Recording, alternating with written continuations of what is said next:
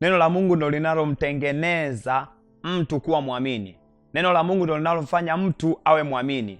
Neno la Mungu ndio linalomfanya mtu azaliwe mara ya pili. Neno la Mungu ndio linalookoa. Maanake neno la Mungu ndio linalotufanya sisi tuwe watoto wa Mungu.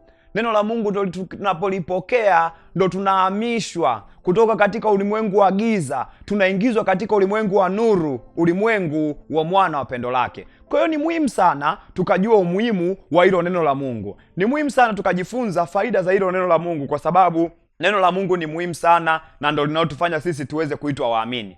Biblia inasema tumezaliwa sio kwa vitu viharibikavyo, tumezaliwa mara ya pili kwa neno la Mungu.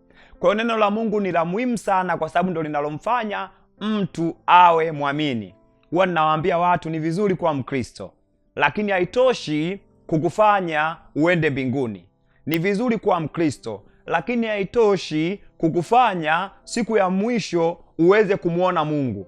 Kitakachokufanya uweze kumuona Mungu ni matokeo ya neno la Mungu, ambayo matokeo hayo ya neno la Mungu ndio yanayokufanya wewe sasa uwe mwamini.